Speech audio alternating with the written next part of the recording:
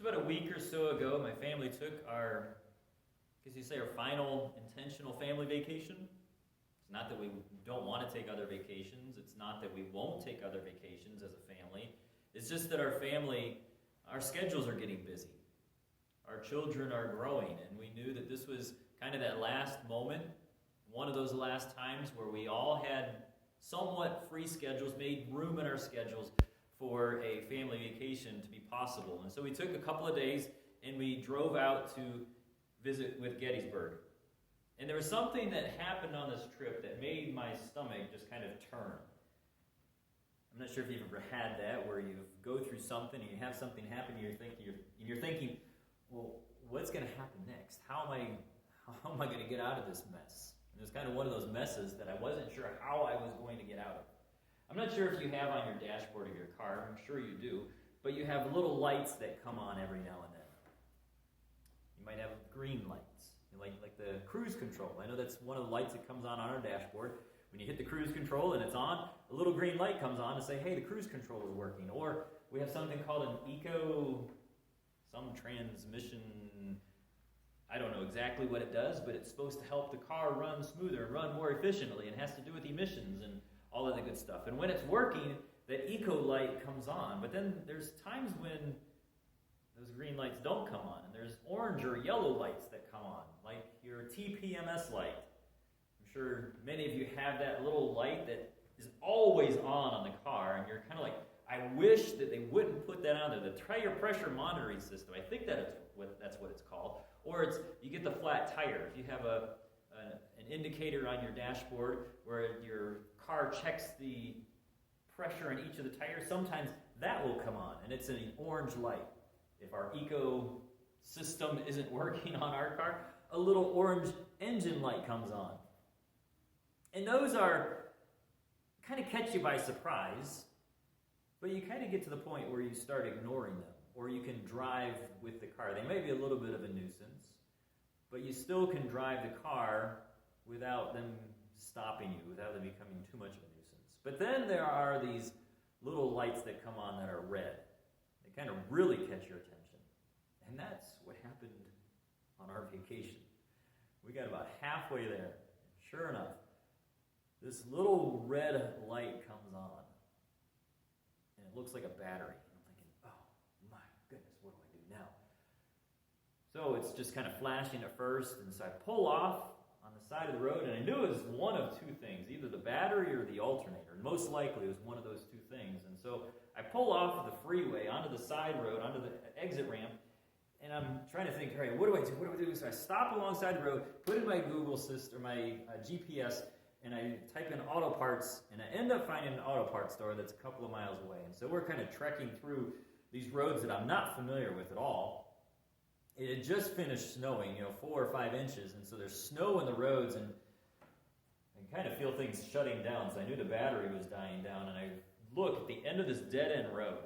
There's this auto parts store, like AutoZone or some, I don't exactly remember what it was, but it was a national auto parts store, national chain auto parts store. And I'm like, all right, I'm going to pull in there. And I finally get to this place so that I can figure out, maybe, hopefully, what's going on. We all have scenarios where our stomach turns. It churns.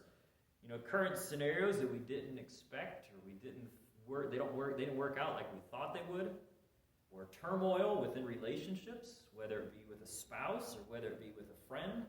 There's these relationships that we have that cause our stomachs to turn and churn, stress us out, put anxiety into our lives, and we're thinking, relationships shouldn't be this stressful, but sometimes they are. They make our stomachs turn. And we think, when scenarios head south, we have that question come up in our mind. What is it that we're going to do? What's going to happen next? Because it seems like these are dead-end roads. And we start focusing on those red lights on the dashboard, and we get so worked up, and we don't know what it is that we should do. I believe God has something for us this morning that we can look at in 1 Corinthians in dealing with relationships. He gives us a direction that says that we are to honor God, that we're to honor others, and allow Him to open up the unexpected doors in our life that we would have never anticipated on the front side of the turmoil that we're facing within relationships, within scenarios. You know, when we look at Corinthians, we get a chance to sit right next to them and see what it is that Paul is saying. And so far, Paul has been giving them fatherly advice. He really hasn't addressed a specific question from them. He's just been making observations, and he's been giving them pretty much unsolicited advice. He's been saying, hey, this is what I see, this is what I see, this is what you need to do. You know, this is your identity is all messed up. You're following the world's identity rather than following a Christ-like identity. And so he's been just kind of giving them fatherly advice and not really addressing any specific. And he could have closed the letter out right there, but it would have been kind of rude for him to receive a letter saying, hey, Paul, what do we do? And him not addressing some of those questions. And so here we come to a place where Paul addresses a specific question, where he's dealing with these interpersonal, intimate relationships. Now in this section, he leans heavily upon marriage, because that's a question that they have. These marriage relationships. And so that's what we're going to look at today. Now this is not a marriage counseling session. That's not Paul's intent here, is to give a marriage counseling session. Remember, he's been dealing with a church that is fractured. He's been dealing with a church that is disunified, that has been walking contrary to unity. And there's not a whole lot of difference here. There's two factions within the church. If you remember back to what we've been talking about over the last couple of weeks, there's a faction within the church that has taken a little bit more of a freer approach to sex in their life. And Paul has been addressing this with them and saying, look, you guys are living based upon human wisdom and not based upon God's wisdom. And you need to understand your identity and kind of straighten out your sex life, because you have too free of a view of sex. And then on this other side, what we're going to be looking at today, there's this faction within the church that has adopted this view of sex within marriage that says, well, if I abstain from sex within my marriage union with my husband, with my wife, then I am a more spiritual individual. And so they've kind of hyper-spiritualized sex and saying if we don't have sex between husband and wife, then we are better off. We are living based upon God's wisdom. And Paul says, no, you're living based upon human wisdom, because that was not God's intent for a husband and wife to abstain from sex. And so both of these views are based upon human wisdom rather than God's wisdom. And both of these views are causing disunity within the church. And so now Paul is trying to help them understand and see and live based upon a Christ identity, following God's wisdom, unified together. Now, we're going to be talking a little bit about how these apply to marriage, but I believe that we can see that these will apply to us even if we aren't married. If we currently aren't married, I believe that there are some things that we can grab. One of the things that I hope that we can grab is that we gain an identity, we tend to gain our identity from relationships around us. And sometimes that's unfortunate. And when the bottom drops out of these relationships and we've wrapped our identity in these relationships that are all around us, how do we keep things in balance? What do we do? Because we all do this. We all lean upon other people to gain our identity. And the relationships and circumstances don't tend to work out the way that we want. And then we're left just kind of, oh man, the world's coming to an end. So I hope that we can pick up the pieces and look and see what are some things that we can keep in mind when we have relationships one with another, so we have a proper identity. We're going to be in 1 Corinthians chapter 7, and I'm going to read the first 16 verses. Now, Paul is addressing a specific question. You'll notice quotation marks around some of these words in verse 1. And this is the specific question, or this is a specific statement that he's drawing out and he's addressing. He's not saying, for example, it says in verse 1, "Now concerning the matters about which you wrote, it is good for a man not to have sexual relations with a woman." Paul is not saying this. That's the saying that they have brought to Paul, and Paul is now going to address it. So they say it is good for a man not to have sexual relations with a woman or with his wife. And he goes on to address it. "But because of the temptation to sexual immorality, each man should have his own wife and each woman her own husband. The husband should give to his wife her conjugal rights, or her marital rights, and likewise the wife to her husband. For the wife does not have authority over her own body, but the husband does. Likewise, the husband does not have authority over his own body, but the wife does. Do not deprive one another, except perhaps by agreement for a limited time, that you may devote yourselves to prayer, but then come together again, so that Satan may not tempt you because of your lack of self-control. Now, as a concession, not a command, I say this. I wish that all were as I myself am, but each has his own gift from God, one of one kind and one of another.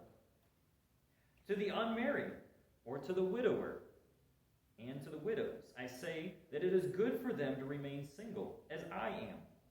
But if they cannot exercise self-control, they should marry.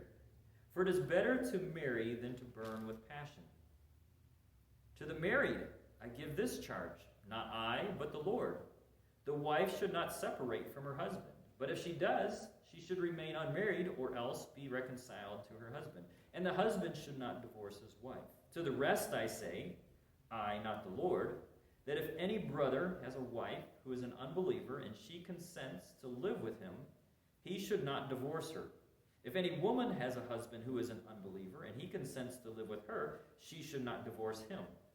For the unbelieving husband is made holy because of his wife, and the unbelieving wife is made holy because of her husband. Otherwise your children would be unclean, but as it is, they are holy. But if the unbelieving partner separates, let it be so. In such cases, the brother or sister is not enslaved. God has called you to peace. For how do you know, wife, whether you will save your husband? Or how do you know, husband, whether you will save your wife? Now, human wisdom, apart from God, tends to lead us down an undesirable path. It leads to undesirable consequences. You know, when the battery light came on the dashboard and it started flashing, there was a thought for at least a split second in my mind that said, I bet we can make it there. We have another 4 hours to go, but I bet we can make it there. We can do this. There's a part of me that wanted to ignore that battery light. This part of this, I don't know if it was wisdom, it was some kind of wisdom, not very wise wisdom, that said, hey, let's just keep going. And it most likely, a couple minutes down the road, would have led to some undesirable consequences. I would have had 3 other people that would not have been too happy with me if I would have just kept going and then been parked alongside the freeway waiting for a tow truck to come and get us. What a mess that would have been. And we tend to do that with human wisdom. We lean upon human wisdom, and it tends to lead us into undesirable consequences. In relationships, there's tension in understanding that this red light is worth paying attention to. Do we pay attention to it? Do we not? We should pay attention to it. Sometimes we use human wisdom and we ignore those red lights that are flashing on the dashboard. And what ends up happening is that we end up picking up all this collateral damage in the pathway, as we're going or after we've gone down the path. This human wisdom tends to think solely about self. It doesn't take into consideration anyone else. And we get that way with people sometimes. We get that way with different circumstances, especially with people that we're really close to. We take them for advantage. We take advantage of them. And we just kind of press forward and we say, oh yeah, they'll forgive me. Or, oh yeah, they'll understand. But is that godly wisdom? Is that what it is that we should do as followers of Christ? Because sometimes we get into a situation, or we get into a direction, and we get a few steps in, and we realize, ooh, well, maybe I'm going to back out for just a minute. Because godly wisdom says that I need to consider the other person. I need to honor the other person. Now, that might not change the direction that we were initially going, but what it will do, it will help us relate to that other person. It'll help that relationship in communicating with them what it is that we are going through, what it is that we are doing. And we can help them on the journey as well, especially if it affects them closely. Paul's view of marriage challenged the views of that day. Marriage was not viewed as kind of an equal footing in some circles. Sometimes it was viewed, hey, we have equal footing, but we don't honor each other. Matter of fact, they looked to see how it is that they could dishonor one another. And Paul's view of marriage challenged the view of that day that says both parties are to be honored. A marriage is of mutual submission one towards another. We see this in verse 4.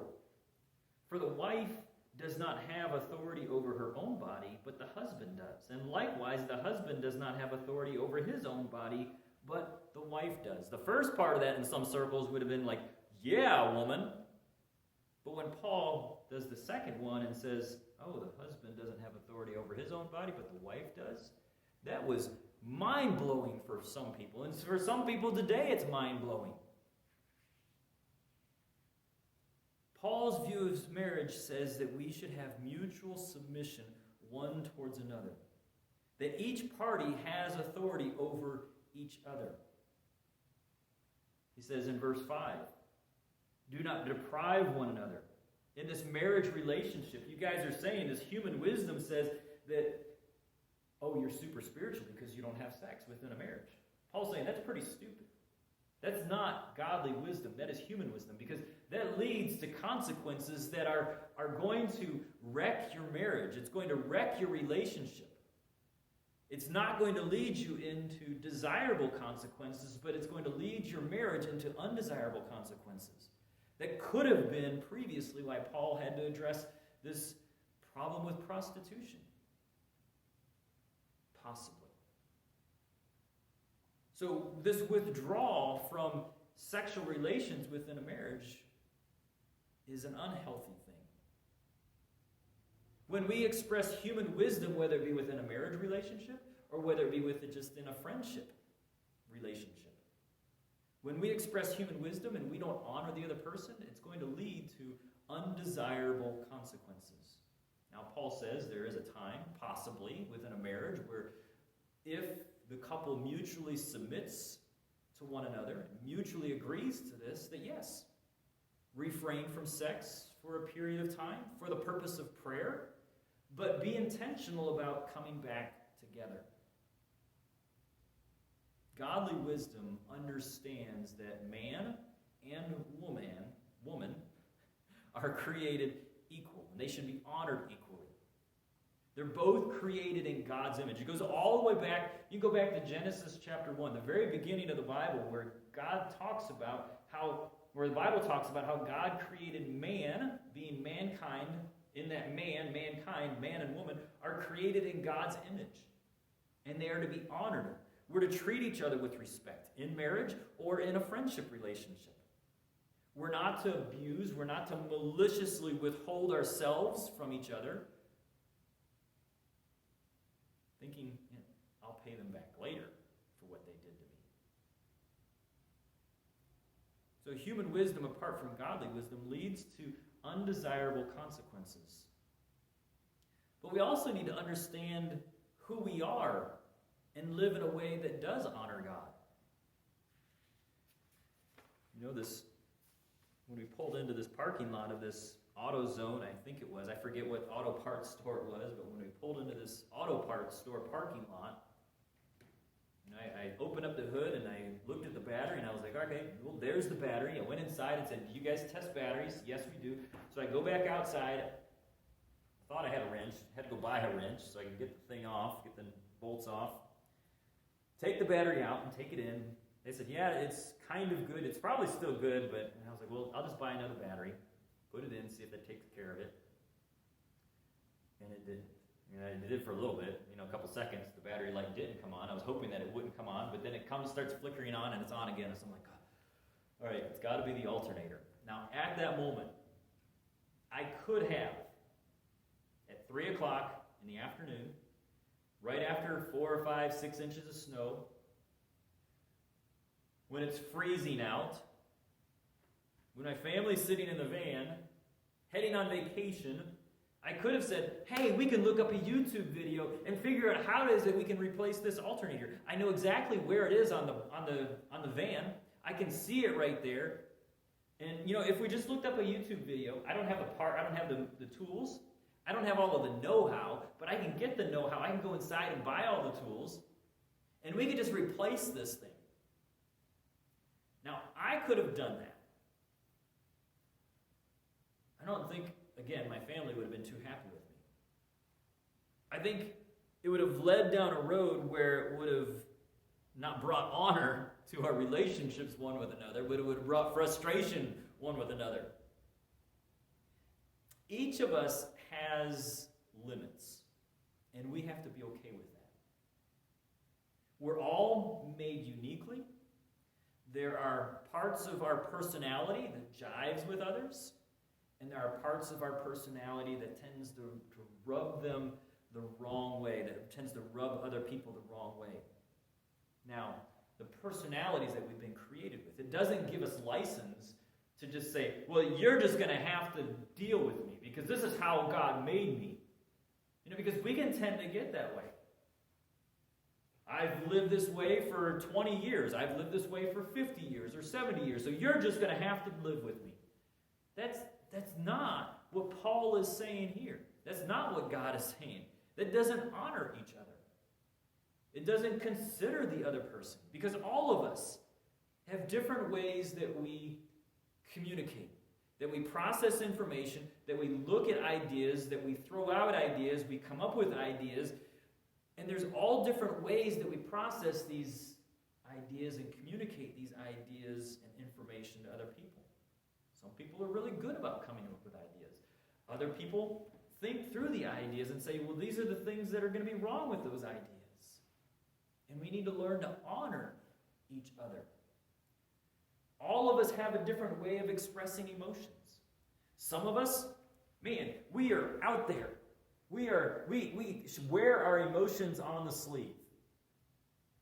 And there are others of us that just are like, no. We hold our emotions close to our chest. We don't wear them on our sleeve. We hold them close to ourselves. And I'm not going to share my emotions. And we have to understand how it is that each person expresses the emotions and honor them and understand the uniqueness. Tasks. Some people are really good about delegating. Some people are really good about doing the task. Some people carry out a task to completion. Other people carry out a task to what they think it's completed. And it tends to draw tension in relationships. But we need to understand the different personalities that each of us are uniquely made and understand the limits that we have. We need to understand that there are some of us that have ambitions that say, hey, we need to be doing that. We need to be conquering that mountain. We need to be doing this. There are other people that say, well, I just want to help them do that. I don't really want to do that.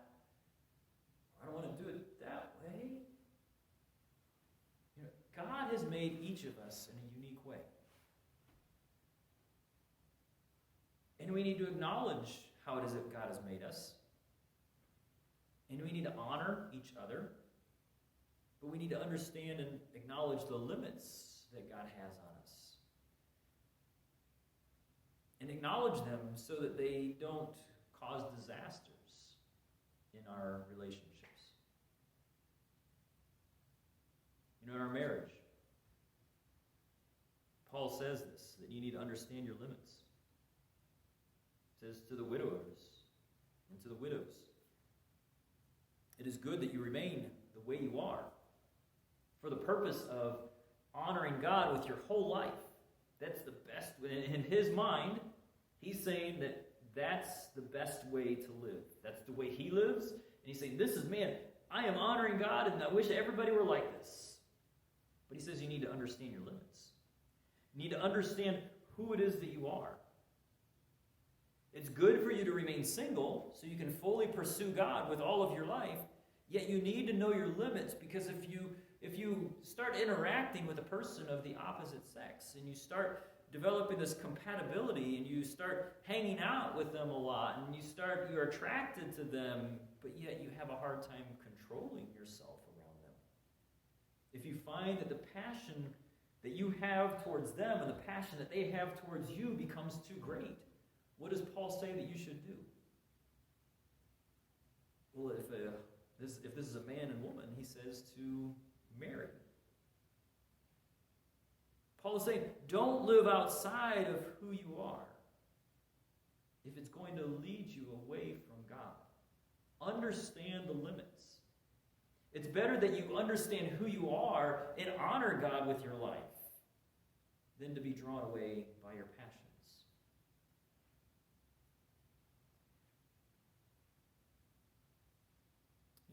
Thirdly, he says that we need to consider our current circumstances and see which door it is that God is going to open before us. Once I put that new battery in, I could have assessed the current circumstance. I could have considered a current circumstance and said, hey, the battery light came on, and that's what it must be, so I'm just going to put the battery in, I'm going to close the hood, I'm going to start it up, I'm going to head on down the road. And that would have been a door that I would have gone through. It wouldn't have been the most desirable door, and it wasn't the door that God opened for us. Relationships wax and wane. Relationships are fluid. There are some days, there are some weeks where if you're married, you're thinking, man, my marriage is going great today. My wife or my husband, we are on the same page. And man, we are communicating well. They're romantic and they're loving me and they're honoring me and they're respecting me. And then we get over here in this next week and we're thinking, man, I really hate him. Man, I just hate her. And they're doing everything wrong. The relationships in marriage wax and wane. The same thing for friends. And we get into these friendships and we think, man, my friends really like me this week. I really like my friends this week. We're having a great time at school. We're having a great time at work. We're going to go hiking this weekend. We're going to go snowshoeing this weekend. And then there's other weeks where they're like, man, they don't even want to be around me. What's up with them? We've all experienced on both sides of relationships, of how fluid they are and how they tend to wax and wane. And we get in these relationships where we're ready to move on, where we're ready just to leave the other party behind during those bad weeks in relationships. And we say, well, I'm just ready to move on. All of these red lights are flashing and we're just ignoring them. That battery light's sitting there, even though that new battery is in the car, in the van, and that battery light is still coming on. I'm ignoring it and I'm moving on because I'm ready to move on. I'm ready to get to Gettysburg. And I got a new battery, and so it's going to get me for 4 hours there. And we tend to ignore these red flashing lights in our friendships, in our relationships. And what we end up doing is we miss the door that God opens up for us in relationships, in scenarios.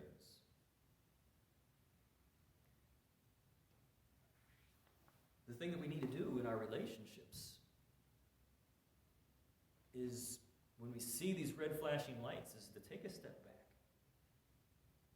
and ask ourselves, am I actively, currently, intentionally living for Jesus, pursuing Jesus with all of my life? And this has to become a place where we say, have I ever accepted Christ?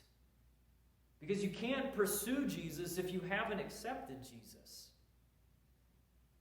And so we have to look at our relationships, and when we see these red lights that are flashing, is to stop and look and say, am I pursuing Jesus first? Is Jesus the first place in my life? And then from there, allow God to be the one that opens doors in relationships. To let Him take care of it on His timing. It's not going to be on our timing. It's going to be on His timing. Making sure that we don't walk away too quickly. Because that's what Paul is saying here in Corinthians. He's saying some of you, as married couples, are walking away too quickly one from another. He's addressing two different, if you say, types of marriages. One where they're both Christians. And he's saying, look, I understand. Marriage is tough. I'll walk away. But the thing that you need to keep in mind is reconciliation, no matter how far it is that you've gone down the road in your marriage. You need to look for reconciliation in that marriage. In this other scenario, he's talking about two people that aren't Christ followers, or one that becomes a Christ follower and the other one doesn't. And the Christ follower is saying, well, you know what? I got to divorce him or her because they're not a Christian. And Paul's saying, whoa, whoa, whoa, let's tap the brakes. Let's stop for just a minute. Because you don't know the doors that God is going to open up. Say, look at this in verse 13. I think it's right around 13. Talk about, if any woman has a husband who is an unbeliever, and he consents to live with her, she should not divorce him. For the unbelieving husband is made holy because of his wife, and the unbelieving wife is made holy because of her husband. Otherwise your children would be unclean. But as it is, they are holy. Paul's saying, just a minute. Tap the brakes. Don't separate. Don't get out of this marriage. Don't run from this relationship too quickly. Because God might be the one that works in that relationship.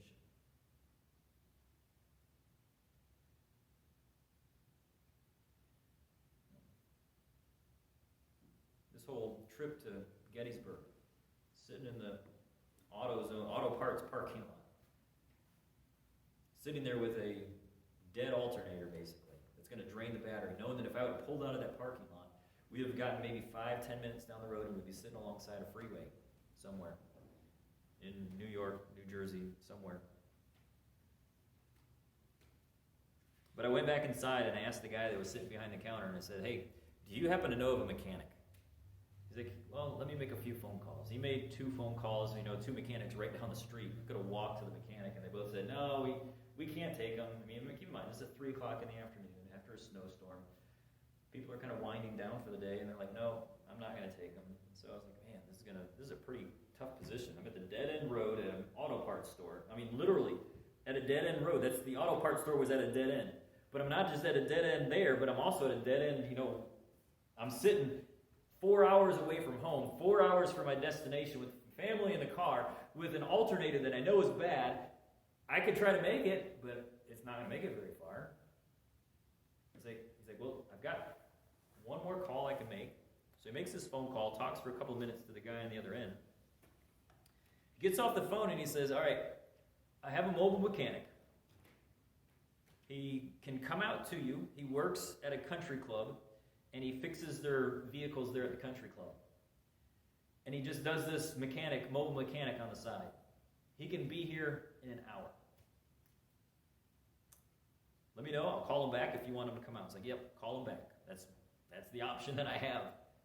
So it's 3 o'clock, freezing outside. We're stuck, waiting, hoping that this guy is going to show up after an hour. Checking, Enterprise. Do you come out and pick up still? So we're trying to find all the Enterprises in the area to find out if, maybe we need to get a rental car. I don't know. So this guy, this white van, after an hour, this van shows up, white van, pulls up next to us, goes inside, comes back out, kind of motions for us to roll down the window, and I popped the hood open, and I was like, hey, replace the batteries, kind of explain the scenario to him. He's like, yeah, most likely it's your alternator. I was like, yeah, I figured that's the case. I said, do you know how to replace it? Because I don't. He says, yeah. It's like, well, how much are you going to charge? And, very reasonable price, knowing that we're from out of state. Very reasonable price. So I go inside. They didn't have an alternator. Had to go down this road for an alternator, but the guy led us to the other auto parts store. I went inside, bought the alternator, and within 45 minutes, replaced it. We were back on the road. That door would have never, ever occurred to me at the moment that I pulled off the freeway going 70 miles an hour when that battery light first came on. And I could have done a lot of things to try to figure out and finagle my way, but it would have led to disastrous results. And that's what we need to do in our relationships, in our scenarios that we find ourselves in. We don't know how it is that God is going to work. For how do you know, wife, whether you will save your husband, or how do you know, husband, whether you will save your wife? How do you know if God is going to work in a relationship or a scenario in your life? No matter our marital status, no matter your marital status today, whether you're married or whether you're single, whether you're in a relationship or whether you're far away from a relationship, it doesn't matter where it is that you are in your marital status, just in your life. When you're coming to a place where you see everything is a dead end, God is saying, honor me with your life. Pursue Jesus with all that you have. Honor the other person in all that you do. And I will be the one that opens these unexpected doors in your life. And I will be the one that leads you. Heavenly Father, we come to you, and that is our prayer today, that you will be the one that leads us. But God, our lives, we need to look to honor you first and foremost. We need to pursue Jesus with all of our lives. We need to honor others and look for you to open doors.